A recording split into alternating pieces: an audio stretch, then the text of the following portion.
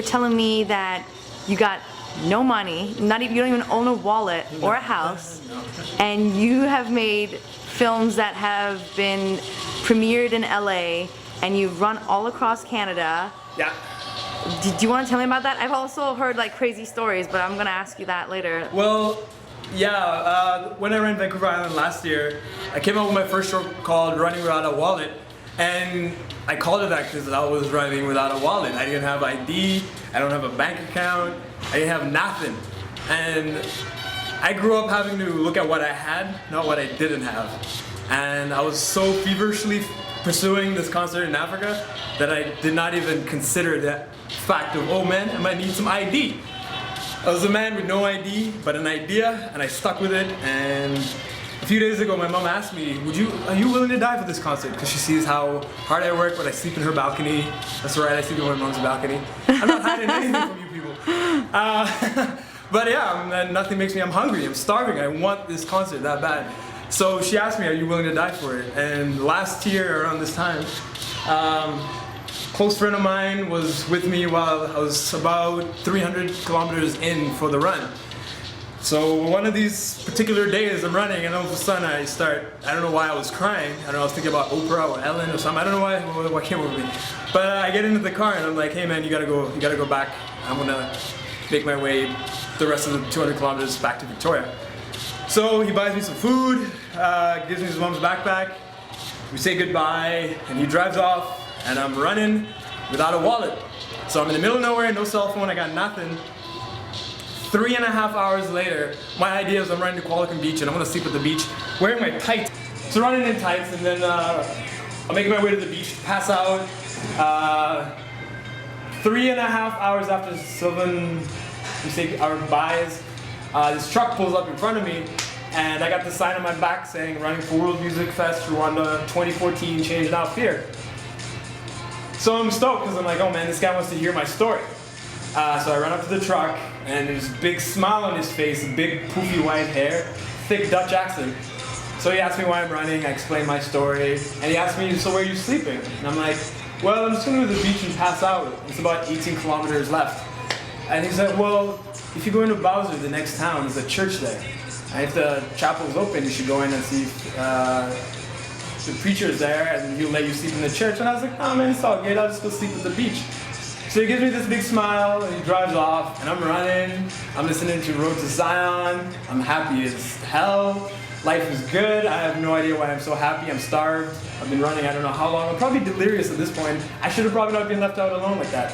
So it starts getting dark, and I get into the little town of Bowser, I pass the chapel, it's not open, keep running, and then I see this building that's under construction, so I'm like, maybe I should go pass out in there because it's freezing, it's minus, I don't know what, I'm wearing tights, I feel like an idiot, I'm sweaty, I'm probably gonna get hypothermia. So I keep running, and the only time I can see is when cars are driving by, and then one particular time this car drives by, and I look up ahead and I see a bear, and I'm like, sweet, there's a bear, I can't see it anymore, and so Silvan gives me his mom's whistle. So I take out this little whistle, like that's really gonna deter a bear, this tiny whistle. So I got it in my hand while I'm like running in the dark, and I'm about getting around the area where I see this bear. And all of a sudden this Jeep pulls in front of me, and I'm like, sweet, more people don't want to hear my story. So I run up to the Jeep, and it's Jan, the Dutch dude. And he's like, hey listen, I felt bad not offering you some food, a place to stay, so I drove around and I figured if I saw you, I would offer you some food. So I was like, Jan, you know what? I think I'm supposed to be with you tonight. He's like, get in the car. So we're driving, he's like, you want a mint? And I was like, I'd love a mint. So I eat this mint, we drive to his house, and I'm thinking, what's your wife gonna think? You found some random dude on the highway, and you bring him to your house. So he pulls into his driveway, he's like, go in, I get in, put my backpack down, my knees are all wrapped up, I'm stinky, I'm smelly, and the wife's looking at me like, honey, what the hell have you done? Who did you bring to this house?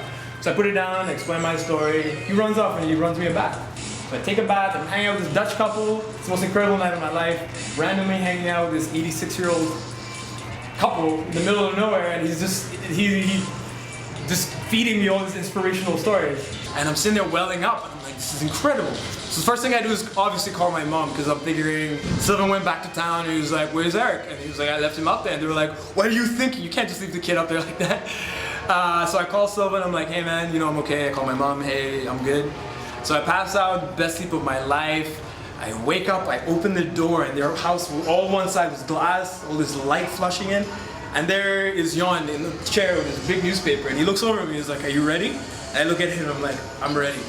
So they make me breakfast, and his wife, this is really funny, his wife makes me a ham sandwich and gives me 1 liter of eggnog for the run, right? And she's like, this is really healthy for you. And I'm like, well, I'm lactose intolerant, but she was so adorable. She was so cute. She was like, gives it to me, and I'm like, oh, so I pack it in my backpack. Siyon takes me out to their backyard where they live by the water. And he helps me so I can strap my sign better because it's kind of flimsy. He helps me strap it on my bag. Get in the car with him, he drops me off away, he sees me. So while I'm pulling out of the driveway, I look at his address, 4307 Garage Street. Siyon, I'm gonna come visit you. Drops me off away, he sees me, and says goodbye, gives me a hug, and I'm like, I'll see you soon. He's like, oh, I might see you up there, who knows? So he drops me off, I look over, it's 8:30 on a Saturday, and I keep trekking forward.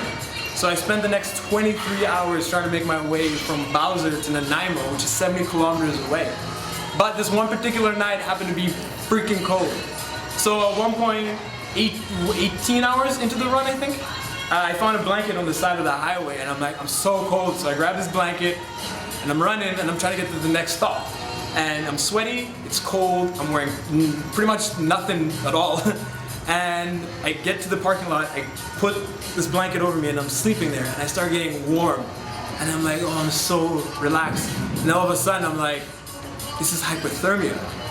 And then I'm like, holy shit, am I gonna die out here?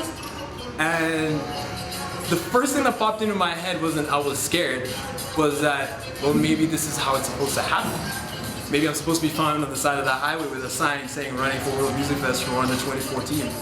Changed out fear. And I was like, maybe this is how it's supposed to happen. And then I thought, my mom's gonna be really pissed off about this. And that was my reasoning. I was convinced that maybe this is how the festival was supposed to happen. And the moment that popped into my head, I got up, threw the blanket off, and I kept trekking for I don't know how long. I'm waiting for the sun to come up. I make it to exit 18 into Nanaimo City. I look over at the horizon and the sun is rising. And I looked and it was the most beautiful sunrise I've ever experienced in my life. And that's when I realized that how bad I wanted this concert to happen. Because I was ready to die for it. And I'm ready to run across Canada for it. And wallet aside or whatever, I don't need it. And the best part is, I finally put my papers in. So I'm gonna have a passport saying Mazimpaka and going to Africa. And baby, the rest of the world's coming with me. Woo! Yeah, baby, taking over. Taking over. Can't stop, won't stop. Think one concert, one world, one love. See you all in Africa. Peace.